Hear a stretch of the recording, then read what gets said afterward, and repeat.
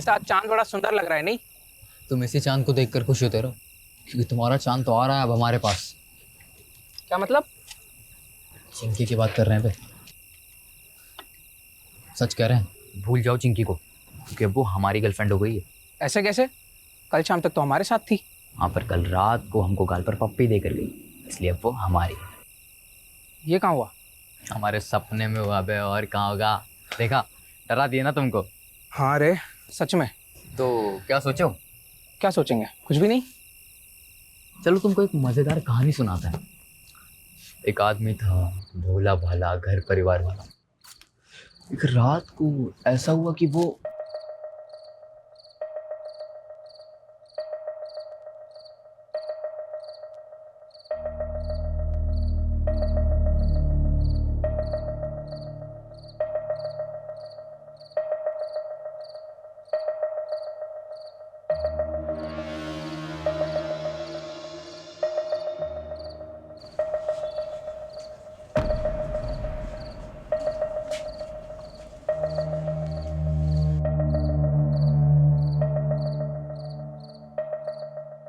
शमीम,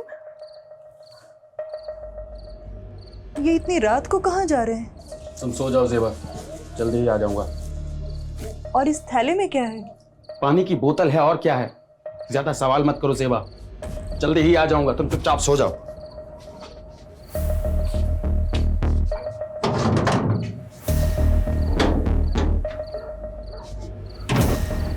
फिर उस आदमी को पता नहीं क्या सूझी कि वो अपनी औकात भूल गया।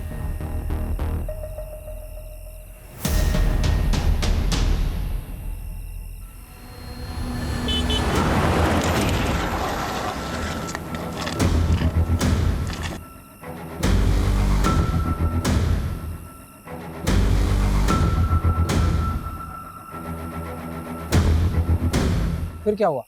फिर वही हुआ जो नहीं होना चाहिए था। क्या मतलब?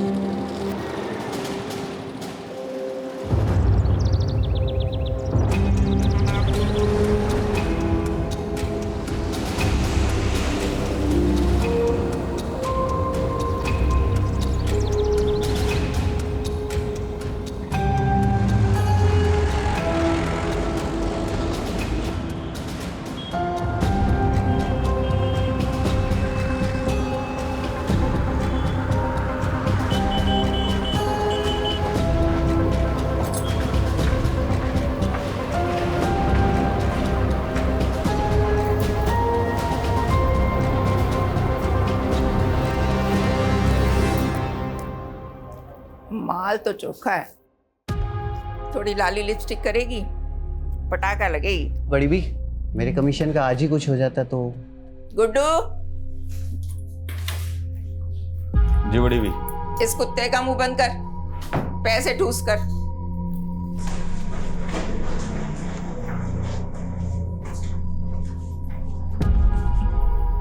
आज से ही काम शुरू करना है, तब तक यहीं रहना होगा, समझी? मुंह में जबान नहीं है क्या? भूख लगी है? खाना नहीं खाएगी तो रात भर कैसे टिकेगी? मैं खाना भिजवाती हूँ तुम्हारे लिए।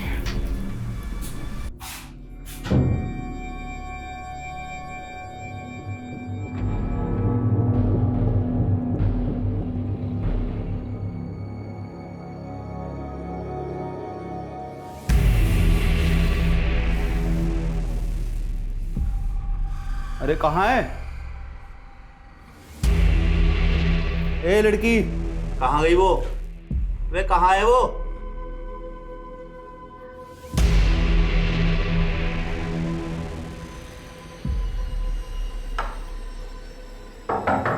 लड़की, ए लड़की।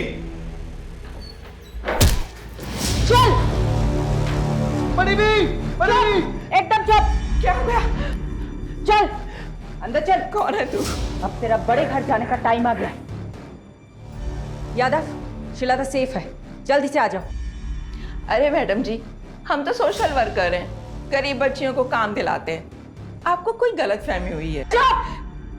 तेरा पूरा काला चिट्ठा है हमारे पास। इन दोनों को लेके जाओ और तब तक तोड़ो जब तक लाठी और हड्डी में से एक टूट ना जाए। चल उठ, लेके जाओ। चल चल चल निकल, चल चल थाने।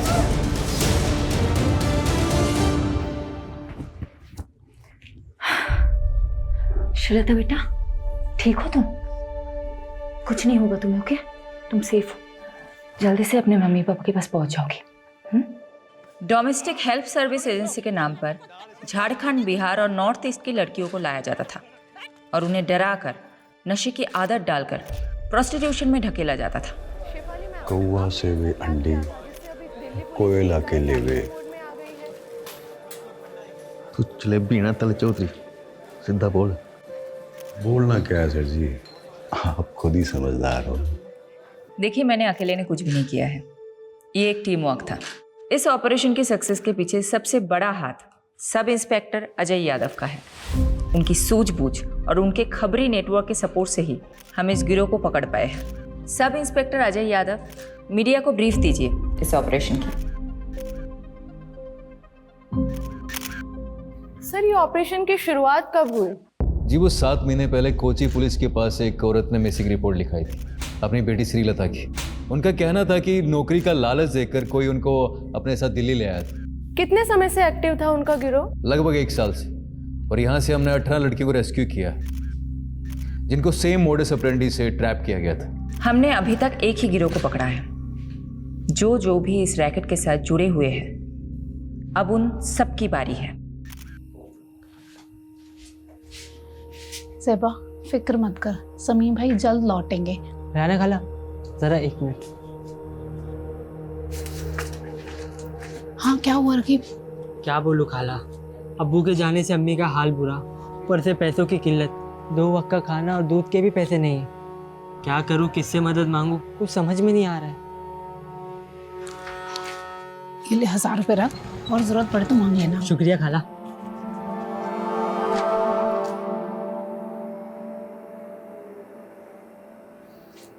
अजीज, शमीम का कुछ पता चला क्या? पुलिस ने कहा है कि वो पता लगाएगी शमीम का। वैसे मुझे नहीं लगता वो लोग कुछ करेंगे।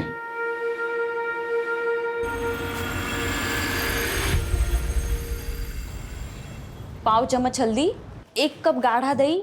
दिखाइए तो क्या क्या लिखा। ये देखो। अरे मैडम, ये क्या लिख दिया आपने? मैंने 1 चम्मच लाल मिर्च और पाव चम्मच हल्दी बोला था, सब उल्टा लिख दिया आपने। अच्छा हुआ तुमने देख लिया, वरना पता नहीं मैं क्या कर रही हूँ। एक्चुअली आज आरुषि की फ्रेंड्स आ रही है स्लीप ओवर के लिए, तो मैंने सोचा कि कुछ अच्छा सा बढ़िया सा पंजाबी डिश बना कर खिलाऊं। आई होप आज मैं आरुषि को कोई शिकायत का मौका ना दूँ। अच्छा, श्रीलता को मेडिकल एग्जामिनेशन के लिए भेजा था, रिपोर्ट्स आई? जी मैडम, कल शाम को ही आ गई थी। तो नहीं हुआ था उसके साथ, बट काफ़ी मात्रा में उसको दिए गए थे। डॉक्टर ने बोला है कि 2-3 दिन ऑब्जर्वेशन में रखेंगे। चलो मैं रेसिपी ख़त्म करती हूँ। Hello, what?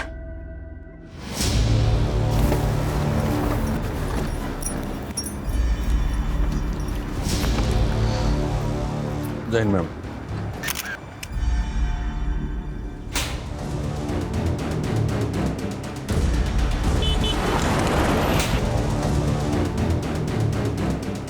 Solanki, mobile, wallet, ID card कुछ मिला?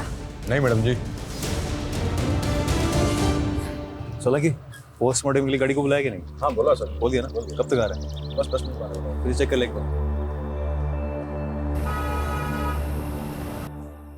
दी, देखो मैंने लाइट ऑन कर दी, कैसा लग रहा है? वेरी गुड रोहन, जब तू बड़ा होगा तेरे फ्रेंड स्लीप ओवर के लिए आएगा ना, मैं भी चुपचाप लिविंग रूम में चली जाऊंगी। Living room? मैं तो जाऊँ लिविंग रूम में? एक ही रात की तो बात है रोहन। मैंने इतनी मेहनत की हमारा रूम साफ करने में, मैं नहीं जाऊंगा कहीं भी। ए चैंप, तू एक काम कर, तू ना मेरे रूम में आ जा। ये लोग गर्ल्स नाइट आउट करेंगे तो हम भी बॉयज नाइट आउट करेंगे। मतलब मम्मी आज फिर से डिच करने वाली है? एक और झूठा प्रॉमिस किया मम्मी ने। जाने देना आरू, ये सोच कि तेरी फ्रेंड कितनी लकी है। अगर तेरी मॉम होती तो वो फिर से नई पंजाबी डिश ट्राई करती और हम लोगों को खिलाती और हमें भी छोटी मोटी तारीफ करनी पड़ती। अभी एक काम करते, तुम लोगों का रूम फिर से सेट करते। ओके, चलो चलो चलो चलो। क्राइम सीन के पास और कुछ नहीं मिला, मर्डर वेपन भी नहीं। मैडम, पोस्टमार्टम रिपोर्ट आ गई। विक्टिम की उम्र 45 से 50 के बीच में और बॉडी पे 10 से ज़्यादा घाव थे। और घाव को देख के ऐसा लगता है जैसे तेज़धार शूले से किए गए। मर्डर कब हुआ होगा? बॉडी तो काफ़ी सड़ चुकी है, देख के लगता है 4 से 5 दिन तो हो ही क्यों। मैडम एक काम करता हूँ, विक्टिम के डिस्क्रिप्शन से मेल खाती हुई मिसिंग रिपोर्ट में आसपास के थाने में चेक करवाता हूँ। वैसे मैडम, मैं एक बात बताना भूल गई। हॉस्पिटल से कॉल आया था, श्रीलता की हालत अब काफ़ी बेहतर है। 1-2 दिन में डिस्चार्ज मिल जाएगा और परसों की ट्रेन है उसकी। पारुल एक काम करना, कल तुम श्रीलता से मिलना। और ये लो, इस पैसों से उसे एक मोबाइल खरीद देना। और परसों तुम खुद जाना उसे स्टेशन छोड़ने। ओके? शेल्टर होम की केयरटेकर जाने वाली मैडम। फिर भी जाना है तुम्हें। यादव सर ना सही कहते हैं, आप हर केस को काफी पर्सनली क्यों ले लेते हो? जब तुम खुद माँ बनोगी तब समझ जाओगे। किस्मत साथ दे रही है हमारा इस केस में। ओके, विक्टिम की डिस्क्रिप्शन से मेल खाती हुई मिसिंग रिपोर्ट हमें मिल गई। डिटेल्स बताना। डिटेल्स मैम, 6 दिन पहले नॉर्थ दिल्ली के निर्मल नगर थाने में शमीम खान नाम के एक आदमी की मिसिंग रिपोर्ट लिखाई गई थी। उम्र 45 साल, बीवी और बच्चे के साथ रहता था। बीवी और बच्चे का नाम क्या है? बीवी का नाम ज़ेबा है और बच्चे का नाम रकीब।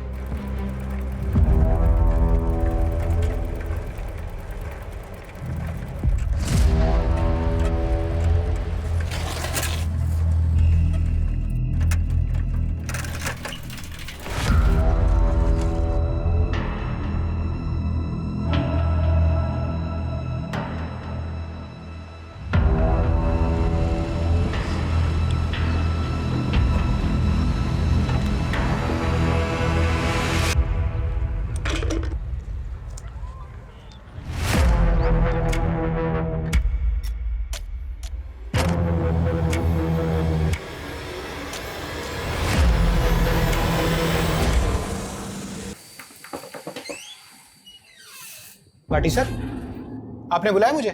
इधर आ, ये देख जरा। क्या हुआ सर? धोखा मेरे साथ, धोखा। नहीं सर, मैं तो रोज 9 घंटे की पाली खत्म करके ही निकलता हूँ।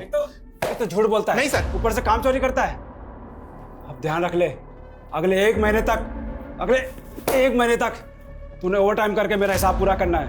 अगर कुछ गड़बड़ हुई तो याद रख, तेरा वही हाल होगा जो शमीम का हुआ था। समझा?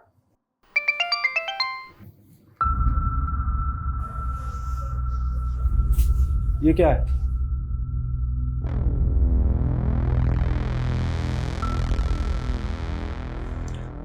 पहले शमीम कहीं चले गए और अब रकीब का भी पता नहीं। कुछ पता चला रकीब का? नहीं, लेकिन मैंने रकीब के कुछ दोस्तों से बात की। रकीब ने किसी को 1000 रुपए दे के बंदूक खरीदी है। रकीब बंदूक क्यों खरीदेगा?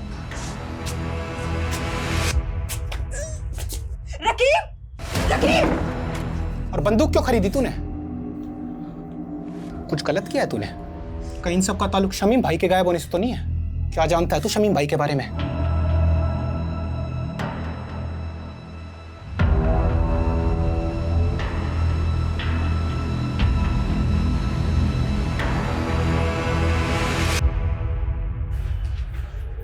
खोलो। नहीं, ये मेरे शोहर नहीं है। ये शमीम भाई नहीं है मैडम। चलो ज़ेबा। रुकिए, सोलंकी।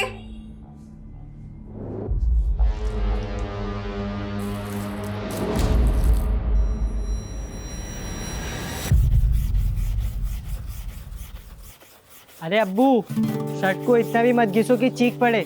शर्ट चीखेगी नहीं बेटा, चमक उठेगी। ये देख, तेरे बाप के हाथों का कमाल। एक शर्ट पूरे 5 साल चलाता हूँ, समझा? और मेरे इसी बचत के पैसों से तू हर 5 महीने में नई शर्ट खरीद पाता है।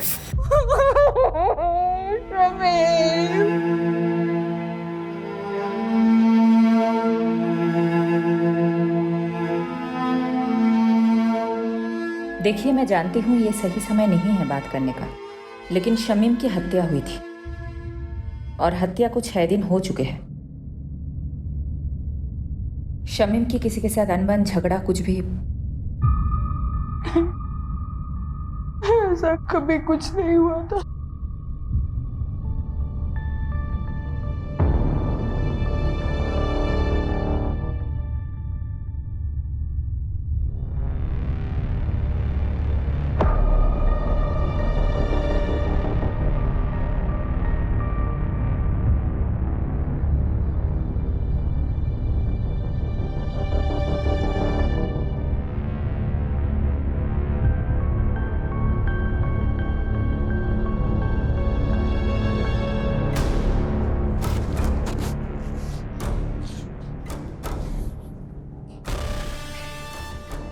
साहब वो बड़े साहब से मिलना था।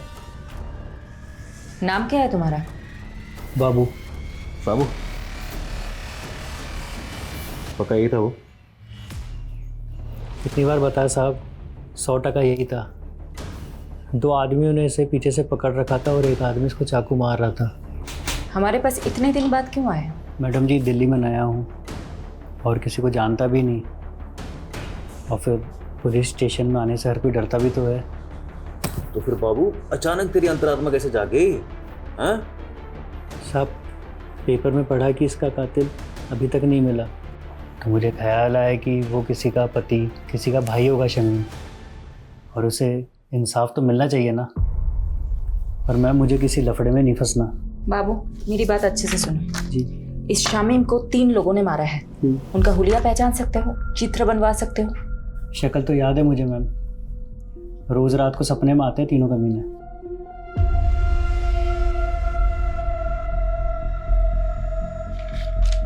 हाँ साहब, हूबहू यही तीनों थे। दीजिए यादव, सभी पुलिस स्टेशन में तीनों के स्केचेस थे। एक भी मिल गया तो बाकी 2 अपने आप हाथ लग जाएंगे। मैं ये स्केचेस शमीम की फैमिली को दिखाती हूँ।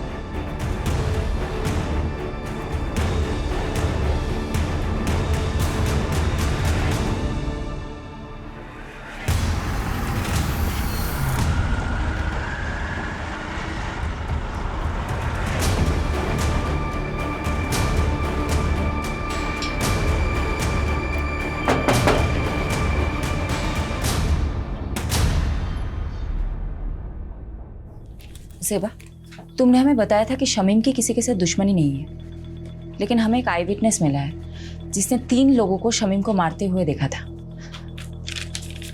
तीनों कुछ ऐसे दिखता है। मैंने इन्हें पहले कभी नहीं देखा।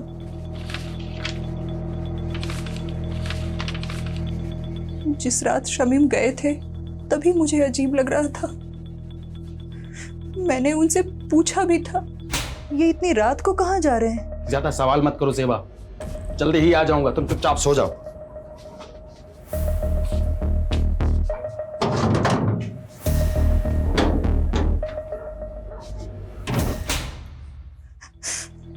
बस थैली लिए और चले गए। मैडम, ये बात मिसिंग रिपोर्ट में नहीं थी और ना ही कोई ऐसा बैग मिला क्राइम सीन पे। क्या था उस थैली में? शमीम ने बोला कि पानी की बोतल है, पर हाँ, जिस दिन से वो गए हैं मेरे घर से एक छुरा गायब है। सेबा, तुम्हें कुछ भी याद है हमें बताना, ओके? जी। राकीब, तुम हमें कुछ बताना चाहते हो? ये चोटें कैसे लगी है तुम्हें? वो कल रात मेरे दोस्त करीम से लड़ाई हो गई मेरी। शमीम घर से छुरा लेके निकला था, कहीं ऐसा तो नहीं शिकारी खुद ही किसी का शिकार हो गया? हो सकता है मैडम। वैसे राकीब का घाव देखकर मुझे तो लगा कि वो जरूर कुछ ना कुछ जानता होगा। सख्ती से पूछे क्या? नहीं नहीं, माइनर है। कोई और तरीका आजमाना होगा। यादव कहाँ है? बोल तो रहे थे कि यही आएंगे, पूछती हूँ। काट दिया। कोई और एंगल टटोल रहा होगा। यही तो करता है वो। ये क्या है? शमीन खान आपकी फैक्ट्री का वर्कर था। इन तीनों में से किसी एक ने उसको मारा हो सकता है। तो इन तीनों में से आपकी फैक्ट्री का कोई था, आप जानते होंगे? 150 वर्कर है मेरी फैक्ट्री में। सबकी शक्ल ना मुझे याद रहती है ना मुझे याद रखनी है। कहीं ऐसा तो नहीं आपने इन तीनों लोगों को शमीम खान को मारने की सुपारी दी थी? मैंने तो ऐसा भी सुना है कि आप अपने फैक्ट्रीज के वर्कर्स को मारते भी हैं। ए इंस्पेक्टर, ज्यादा मत उड़। तू जानता नहीं मैं कौन हूँ। पुलिस वाले को तो हो सकता है। बहुत अकड़ है ना तेरे में, आज सब निकालता हूँ। चल चल।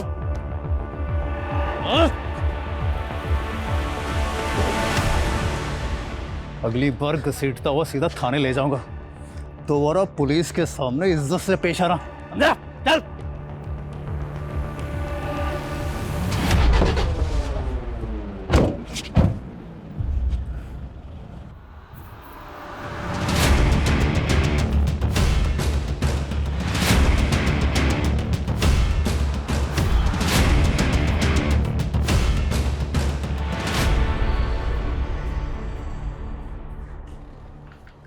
श्रीलता की रात की ट्रेन है ना? जी मैडम, कल रात तक अपने गांव पहुंच जाएगी। यादव सर का फोन है। स्पीकर पे रखना। हेलो सर, कहाँ हो आप? शमीम जिस फैक्ट्री में काम करता था वहीं गया था पूछताछ करने के लिए। पर पारुल एक काम करना, अभी मैडम को मैं बताना। यादव फोन स्पीकर पे है। सॉरी मैडम, वो मैं पूरी इन्वेस्टिगेशन होने के बाद आपको बताना चाहता था। क्या बोलूं तुमको? ओके।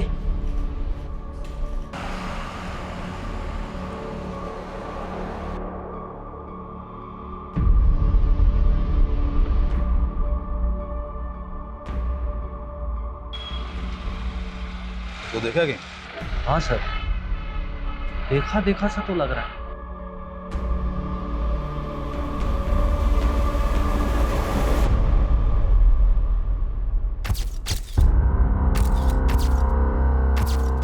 Meenakshi,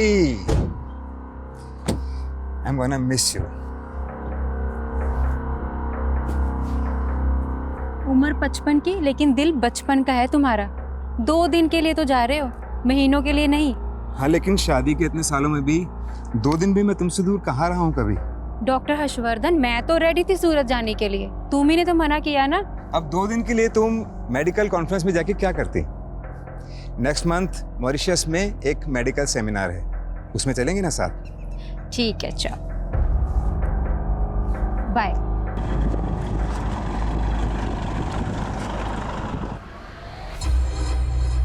दीपक, जरा अपना फोन देना। Yes sir. हाँ, मैं बोल रहा हूँ, दीपक के फोन से बात कर रहा हूँ। दरअसल मीनाक्षी ने मेरे फोन में कोई स्पाई सॉफ्टवेयर इंस्टॉल कर दिया है। मैं दीपक को भेजता हूँ तुम्हें पिक करने के लिए। Love you, bye.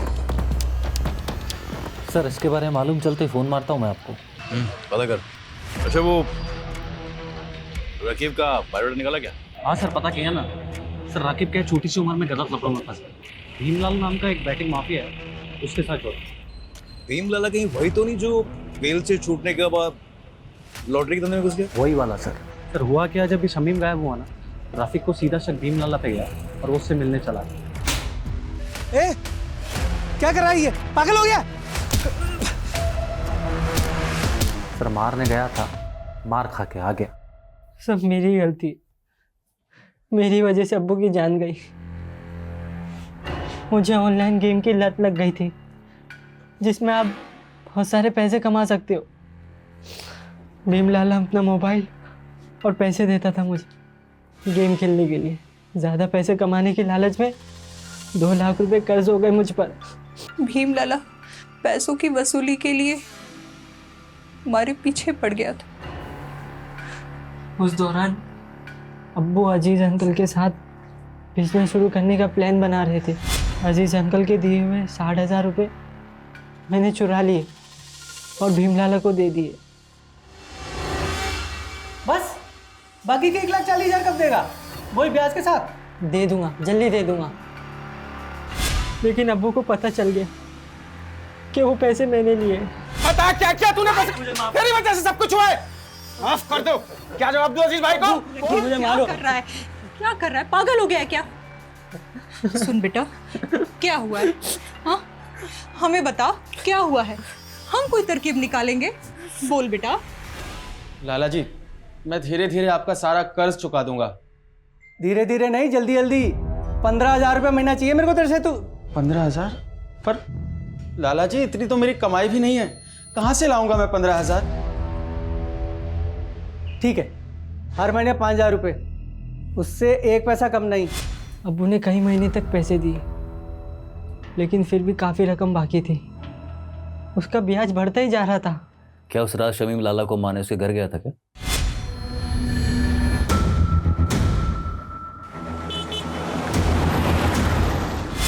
ताकि उसका कर्ज ना चुकाना पड़े? लगता तो ऐसे ही है मुझे, इसलिए मैं लाला से अब्बू की मौत का बदला लेना चाहता था। यादव, बस करो। कितना मारोगे? मर जाएगा ये। देखो लाला, ये बहुत जिद्दी है, इसलिए तुम्हारे लिए यही अच्छा होगा कि तुम सब सच बता दो, नहीं तो ये तुम्हें मारता ही रहेगा। मैंने नहीं मारा शमीम को।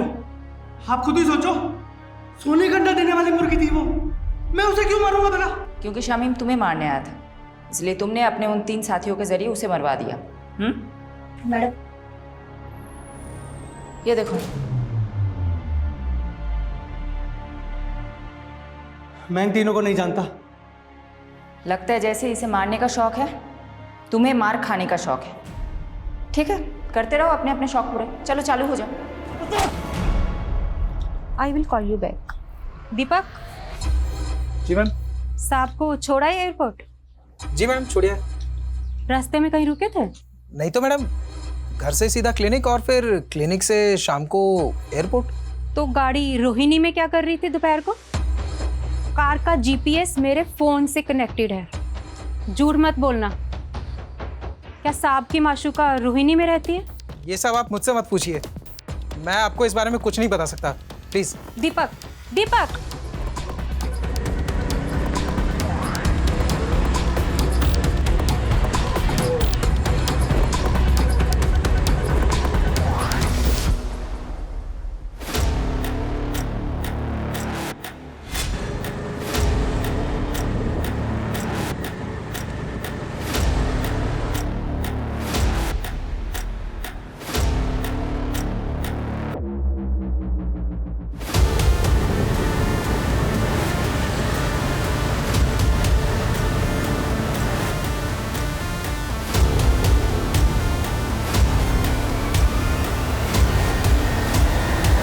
मैडम जी, हम गंगा मैया की कसम खा के कहते हैं, हमने किसी शमीम को नहीं मारा। झूठ मत बोल। हमारे पास चश्मदीद गवाह है जिसने तुझे शमीम का मर्डर करते हुए देखा है, और तेरे साथ ये दोनों थे। कौन है ये दोनों? मैं नहीं जानता मैडम, और जब हमने खून ही नहीं किया है तो देखा किसने? सपने में। गुनाह कबूल करने में जितना टाइम लगाएगा ना, तेरे लिए मुश्किल उतनी बढ़ती जाएगी। मैडम जी, हम रिक्शा चलाकर गुजारा करते हैं और हमने आज तक कोई गलत काम नहीं किया है, और आप तो हम पे सीधा मर्डर का आरोप लगा रहे हैं। मैडम,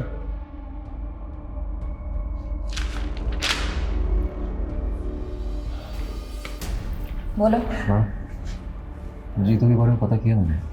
उसकी मौले से काफ़ी शरीफ आदमी है, कोई क्रिमिनल रिकॉर्ड भी नहीं है इसे। हो सकता है ये मर्डर से डेब्यू किया हो। इसे थोड़ी अपनी वाली ट्रीटमेंट दो, शायद सच उगल दे। तो मैं पारुल को बोलती हूँ, शहर के सारे पुलिस स्टेशन में पता करे जीतू का कोई क्रिमिनल रिकॉर्ड है या नहीं।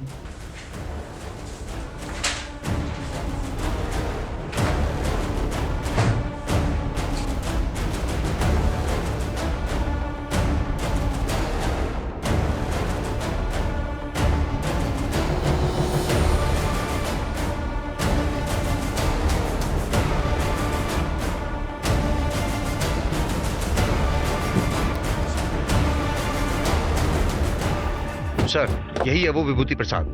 अरे कुछ नहीं किया तूने, वैसे घुमाने लेके जा रहे हैं। मैंने क्या किया साहब? लेके डाल इसको, मुझे कहाँ लेके जा रहे हो? लेके चल इसको। जैसी करनी वैसी भरनी।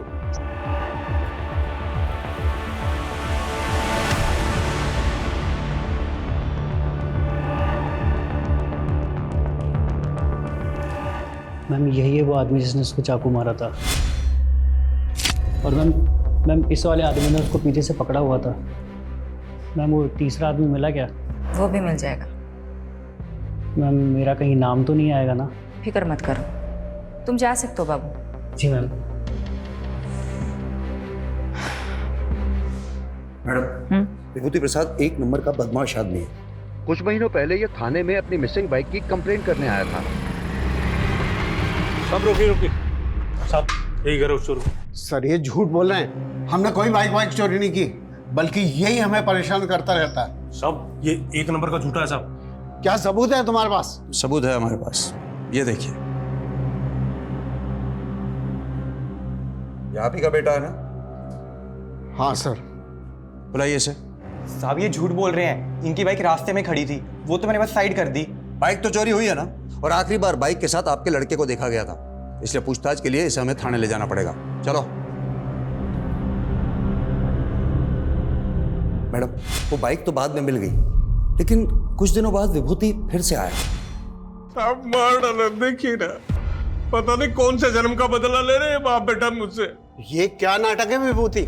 नाटक नहीं, अटैक हुआ मेरे पे, अटैक इसके बेटे ने किया है साहब। सर ये झूठ बोल रहा है, पहले भी इसने मेरे बेटे को फंसाया, अब दोबारा फंसा रहा है मेरे बेटे को।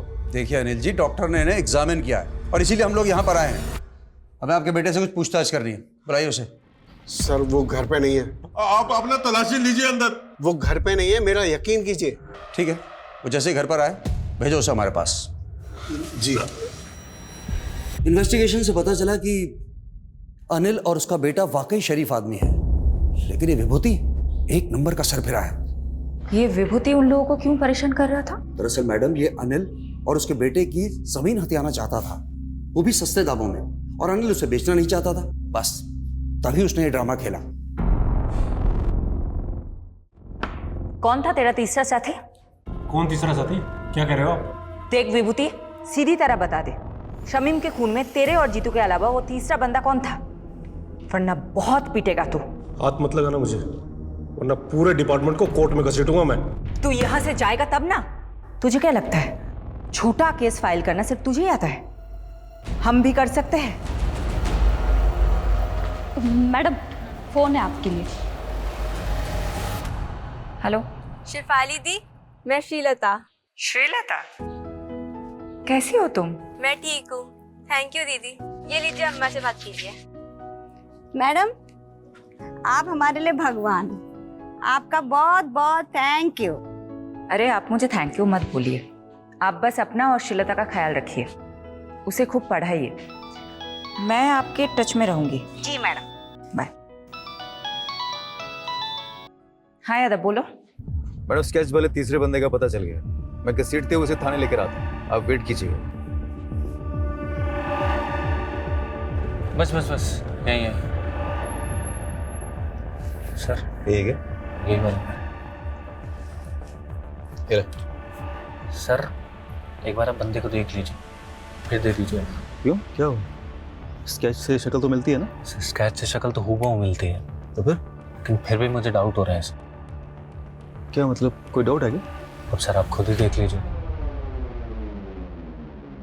क्या बकवास है ये? आप कह रहे हैं कि मैंने, डॉक्टर हर्षवर्धन ने एक फैक्ट्री वर्कर का कत्ल किया है, वो भी किसी सिरफिरे और ऑटो रिक्शा वाले के साथ मिलकर?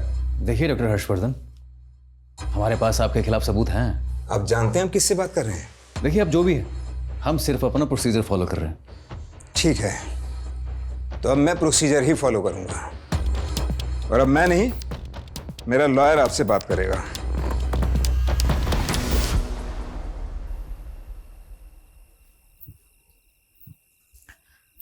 ये लो।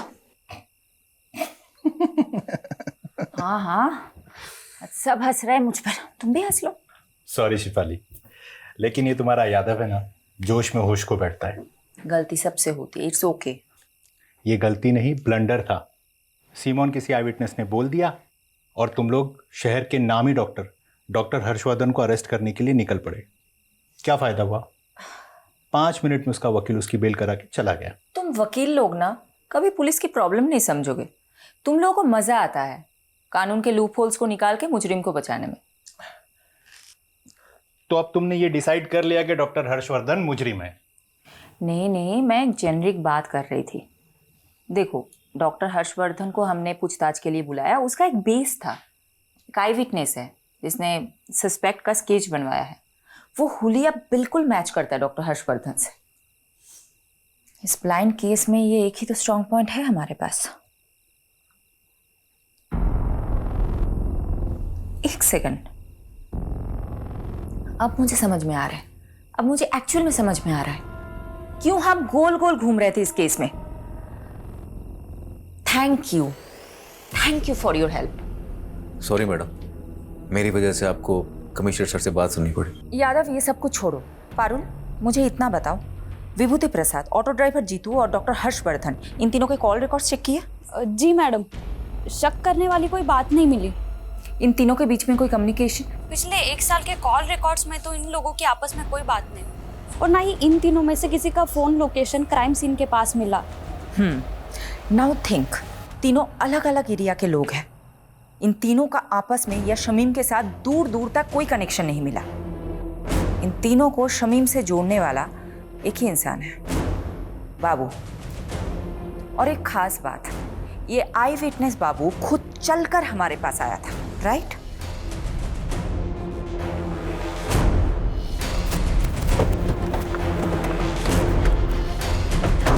यादव,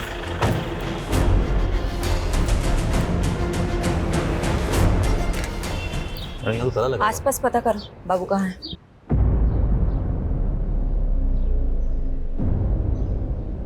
मैं बाद में बात करती हूँ। क्या हुआ? मैडम, आसपास पड़ोसी से बातचीत की मैंने। उनका कहना है कि बाबू काफी दिनों से गायब और उसका फोन भी बंद आ रहा है। मैंने ट्राई किया। मैडम जी, आप यकीन नहीं करोगे इस घर का मकान मालिक कौन है। मैडम, बाबू मेरे दूसरे वाले घर पर भाड़े पे रहता था। जब विभूति ने मेरे बेटे राकेश पर इल्ज़ाम लगाया ना, तो मैंने ही राकेश को बाबू के साथ में उस घर में रहने के लिए बोल दिया था, छुपा दिया था उसको। वो घर पे नहीं है, मेरा यकीन कीजिए। ठीक है, वो जैसे ही घर पर आए भेजो उसे हमारे पास।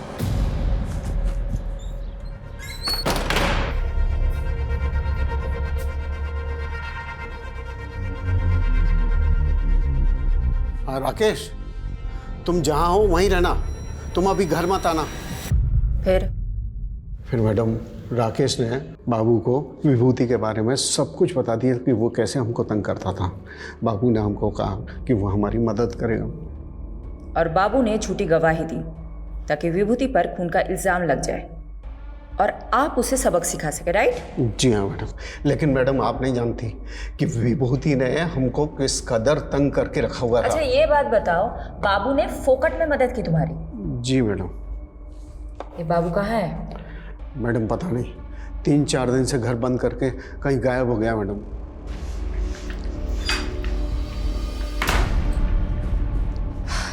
मैडम, बाबू के खिलाफ लुकआउट नोटिस जारी कर दिया है। एक बात मेरी समझ में नहीं आ रही, ये बाबू अनिल की मदद करने के लिए मर्डर केस में झूठा बयान देने जितना बड़ा रिस्क क्यों लेगा? मैडम, हो सकता है बाबू शमीम के मर्डर में इन्वॉल्व हो और खुद गवाही देकर अपने शक की पॉसिबिलिटी खत्म करना चाहता हो। पॉसिबिलिटी है। तो बाबू और शमीम का क्या कनेक्शन है? ढूंढते हैं, कुछ तो निकलेगा। मैडम जी, बाबू के पुराने रिकॉर्ड्स चेक कर रही थी। आज से ठीक 5 महीने पहले तक वो फरीदपुर सिकंदराबाद में रहता था। शायद वहां से कुछ इन्फॉर्मेशन मिले।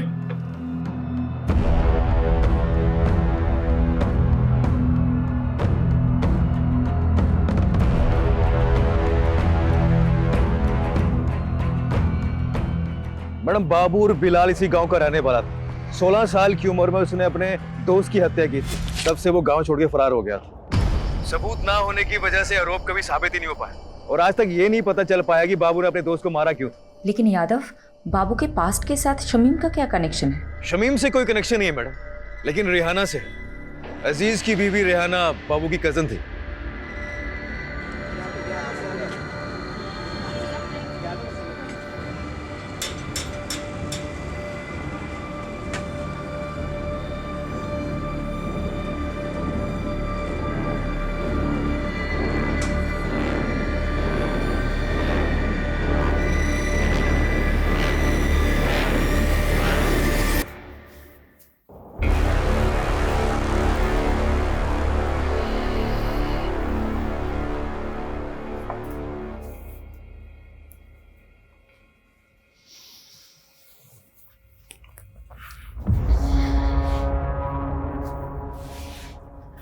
बस ज़ेबा, कब तक ऐसे चलेगा?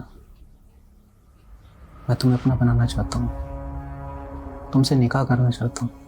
अजीज, हमारे बीच जो कुछ भी हुआ वो गलत था, जिसकी सजा भुगत रही हूं मैं। शमीम की रूह को मैं और तकलीफ नहीं देना चाहती। ऐसा मत करो ज़ेबा, मैंने सब कुछ तुम्हारे लिए किया है।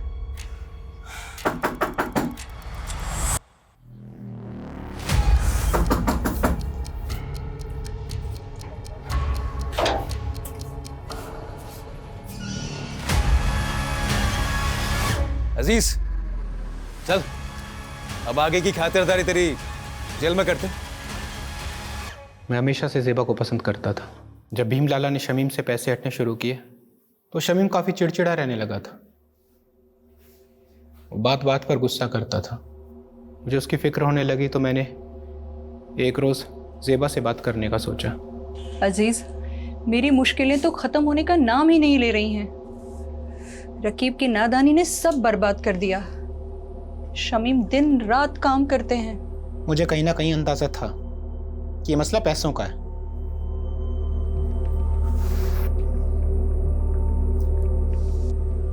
ये रखो, रखो इसको। और हाँ, ना ये कर्ज है ना एहसान। हम धीरे धीरे नज़दीक आ रहे थे। ज़ेबा भी मुझे पसंद करने लगी थी। लेकिन एक दिन शमीम को सब पता चल गया। ज़ेबा, ज़ेबा, दरवाजा खोल, दरवाजा खोल ज़ेबा। अजीज, शमीम, मुझे माफ कर दीजिए, मैं आपके हाथ जोड़ती हूँ। गलती हो गई शमीम, माफ कर दीजिए, हमसे बहुत बड़ी गलती हो गई, माफ कर दीजिए शमीम। उस दिन के बाद से सब खत्म हो गया था। ज़ेबा ने मुझसे मिलना छोड़ दिया था, लेकिन मेरे जहन में दिन रात सोते जागते सिर्फ ज़ेबा का ही ख्याल था। तो ज़ेबा को पाने के लिए शमीम को रास्ते से हटाने का प्लान बनाया तुमने? हाँ, बाबू मेरी बीवी रेहाना के गांव का रहने वाला था। गांव में उस पर एक हाफ मर्डर का केस भी चल रहा था। मैंने उससे मदद मांगी। वो 2 लाख रुपए के बदले शमीम का काम तमाम करने को तैयार हो गया। रेहाना जानती थी इसके बारे में? नहीं, सारा प्लान मेरा और बाबू का था। प्लान के मुताबिक मैं एक दिन शमीम से मिलने गया।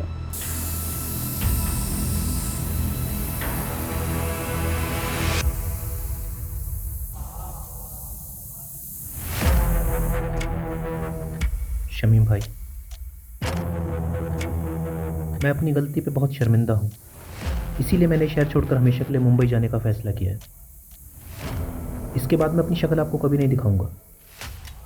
बस जाने से पहले दिल खोलकर आपसे बात करना चाहता था। क्या आप मुझसे मिलने आएंगे एक बार? जरूर आऊंगा जी। मेरी तरह शमीम के मन में भी साजिश बन रही थी। उसने जो देखा था वो भूल नहीं पा रहा था। वो भी मेरी जान का प्यासा था।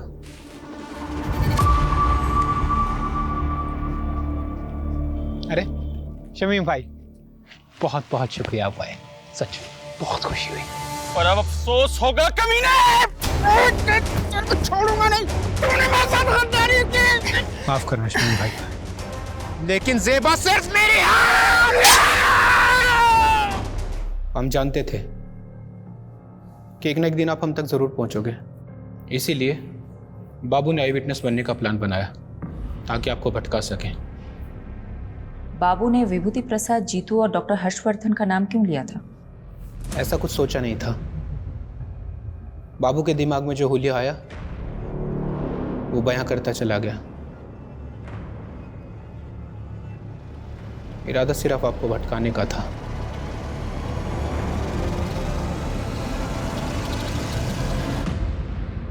वाह मॉम, खाना बहुत अच्छा बना है।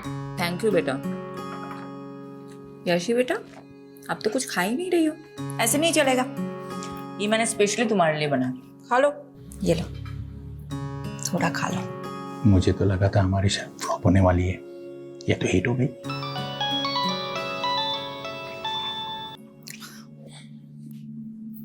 हाँ यादव बोलो। मैडम, बाबू पकड़ा गया, माऊ में जाकर छिपा था। उसने बताया जीतू और डॉक्टर हर्षवर्धन का नाम क्यों लिया था? बदला लेने के लिए। बड़ी अजीब कहानी है मैडम। बाबू जब पहली बार शहर आया था तो उसने जीतू का रिक्शा लिया था और सिर्फ 15 रुपए के लिए दोनों में बहस हो गई। क्या 15 रुपए के लिए बाबू ने जीतू को मर्डर केस में फंसाया? जी मैडम, और डॉक्टर हर्षवर्धन के क्लिनिक में बाबू ने उसकी नर्स को छेड़ दिया था, जिसलिए डॉक्टर हर्षवर्धन ने उसको बहुत जलील किया था सबके सामने, और उसका बदला लेने के लिए उसने डॉक्टर हर्षवर्धन को बलि का बकरा बना दिया इस मर्डर केस में। लोग कितनी छोटी बात गांठ बात लेते हैं। चलो अच्छा है, ये केस तो सॉल्व हुआ। अब मैं चैन से अपनी फैमिली के साथ खाना खा सकती हूँ। अरे बिल्कुल madam. Good job Yadav. Thank you madam. Bye.